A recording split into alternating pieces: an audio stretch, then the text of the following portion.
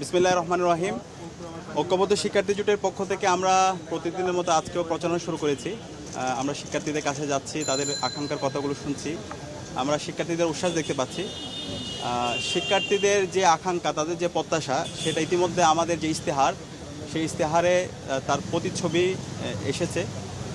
আমরা আমাদের ঢাকা বিশ্ববিদ্যালয় ক্যাম্পাসটাকে স্বপ্নের ক্যাম্পাস বানাতে চাই এবং এক্ষেত্রে আমাদের ইশতেহার আপনারা দেখতে পেয়েছেন। আমরা বলেছি আমরা 12 মাসে 36টা সংস্কার করব এবং সেই সংস্কারগুলো কীভাবে হবে সেটা রুটম্যাপও আমরা ইতিমধ্যে আমাদের ইশতেহারের যে ওয়েবসাইট আছে সেই ওয়েবসাইটে দিয়েছি এবং আমরা 6টা জিনিসকে সবসময় ইয়েস বলবো আর 6টা জিনিসকে সবসময় নো বলবো। সেই ইয়েসগুলো হচ্ছে নিরাপদ ক্যাম্পাস, যেটা সবার দাবি; আবাসন সংকট সমাধান; 3 নম্বর হচ্ছে নারী শিক্ষার্থীদের নিরাপত্তা নিশ্চিত করা; 4 চিকিৎসা সুবিধা ও স্বাস্থ্যসম্মত খাবার; 5 উন্নত পরিবহন; 6 ক্যারিয়ার গঠনে পর্যাপ্ত তথ্য ও সেবা। আর 6টা জিনিসকে সবসময় আমরা নো বলবো। এই 6টা জিনিসকে সবসময় আমরা লাল কার্ড দেখাবো। 6টা জিনিসগুলো হলো: 1 নাম্বার কর্তৃত্ববাদী রাজনীতি, নির্যাতন ও সহিংসতা; 2 গণরম গ্যাস্ট্রম কালচার; 3 বৈষম্যমূলক নীতি ও আচরণ; 4 মাদক চিন্তায় ও চাঁদাবাজি; 5 লাঞ্চের পরে আসেন কালচার; 6 ইসলামফোবিয়া ও সাইবার বুলিং। এবং আমাদের ওভারঅল কাজগুলো আর কিভাবে বাস্তবায়ন হবে, আমাদের সম্পাদকরা কিভাবে তাদের কাজগুলো বাস্তবায়ন করবে, সেই কাজের সম্পূর্ণ রূপরেখা আমাদের যে ওয়েবসাইট আছে ঐক্যবদ্ধ শিক্ষার্থী জোটের ওয়েবসাইট, সেখানে ইতিমধ্যে ঘোষণা দেওয়া হয়েছে। তো ঐক্যবদ্ধ শিক্ষার্থী জোটের শিক্ষার্থী বান্ধব যে কাজ, ছাত্র বান্ধব যে কাজ, সে কাজে ঈর্ষান্বিত হয়ে আমরা দেখতে পাচ্ছি যারা আমাদের প্রতিপক্ষ আছে, যারা আমাদের বন্ধুপ্রতিম আছে, তারা ক্রমাগত আমাদের বিরুদ্ধে বিষোদ্গার করছে। আপনারা জানেন ঐক্যবদ্ধ শিক্ষার্থী জোট আমরা যেদিন প্রচারণা শুরু করেছি সেদিন আমাদের যে প্রচারণা সামগ্রী ছিল সেই পেস্টুনগুলোকে ভেঙে দেওয়া হয়েছিল এবং আমাদের যে নারী প্রার্থী ছিল, নারী প্রার্থীর ছবি বিকৃত করা হয়েছে।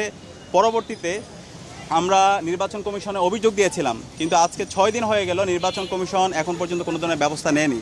একই সাথে আমাদের প্যানেলে যে 4 জন নারী প্রার্থী আছে তাদের বিরুদ্ধে অব্যাহত সাইবার বুলিং এবং তাদের বিরুদ্ধে বিভিন্ন ধরনের হ্যারাসমেন্ট এবং বিভিন্ন ধরনের তাদেরকে হুমকি দেওয়া হচ্ছে। একই সাথে আমাদের যারা প্রার্থীরা আছে, আমাদের ফেসবুক আইডিগুলোতে যদি আপনারা যান, ক্রমাগত আমাদের আইডিগুলোতে নির্দিষ্ট একটা গ্রুপ তারা প্রতিনিয়ত আমাদের বিরুদ্ধে প্রপাগান্ডা করছে, আমাদেরকে হুমকি দিচ্ছে এবং অশ্লীল ভাষায় তারা বিভিন্নভাবে গালাগালি করছে। তো আমরা বিশ্ববিদ্যালয় প্রশাসনকে অনুরোধ জানিয়েছি, যারা এই ধরনের নারীর শ্লীলতাহানি করছে, যারা সাইবার বুলিং করছে, যারা হ্যারাসমেন্টের সাথে জড়িত আছে, তাদের বিরুদ্ধে যেন বিশ্ববিদ্যালয় প্রশাসন যথাযথ ব্যবস্থা গ্রহণ করে।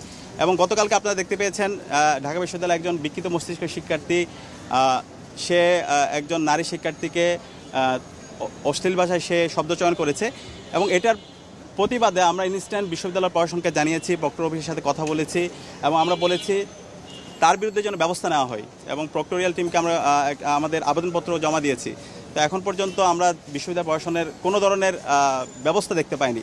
তো আমরা আমাদের অবস্থান পরিষ্কার, বিশ্ববিদ্যালয় প্রশাসন, নির্বাচন কমিশন শুরু থেকে যদি নারীদের বিরুদ্ধে যে সাইবার বুলিং হচ্ছে সেখানে যদি তারা ব্যবস্থা গ্রহণ করতো তাহলে এই ঘটনাগুলো ঘটতো না। আমরা শুরু থেকে বারবার এই বিষয়গুলো বলার পরও বিশ্ববিদ্যালয় প্রশাসন তারা কোনো ধরনের ব্যবস্থা গ্রহণ করছে না। এবং একই সাথে আমরা দেখতে পাচ্ছি আমাদের যারা বন্ধুপ্রতিম, যারা একসাথে আমরা লড়াই সংগ্রাম করেছি, আমাদের বিরুদ্ধে সিন্ডিকেটের প্রপাগান্ডা, যখন আমাদের নারী শিক্ষার্থীদের উপর তাদের উপর বিভিন্ন ধরনের হ্যারাসমেন্ট হচ্ছে, সাইবার বুলিং হচ্ছে, তখন তারা নীরব থাকছে।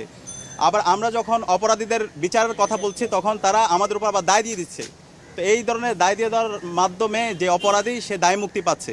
আমাদের অবস্থান পরিষ্কার, যে অপরাধী তার বিচার হইতে হবে। এবং গতকালকে যে ছেলে আলী হুসাইন, যার বিরুদ্ধে অভিযোগ এসেছে, আমরা দেখতে পেয়েছি ফেসবুকে ছাত্রদলের সাথে তার অনেকগুলো পোস্ট কানেক্টেড। তা আমাদের কাছে মনে হচ্ছে ছাত্রদল তাদের অপরাধকে দায় মুক্তি দেওয়ার জন্য তারা ওই দায় দিয়ে দেওয়ার রাজনীতির মধ্যে তারা চলে এসেছে। তো আমরা অনুরোধ করব, যে অপরাধী, যে আমার বোনকে হ্যারাস করছে, যে সাইবার বুলিং করছে, তাদের বিরুদ্ধে আমরা যেন সবাই কনসেনসাসে আসি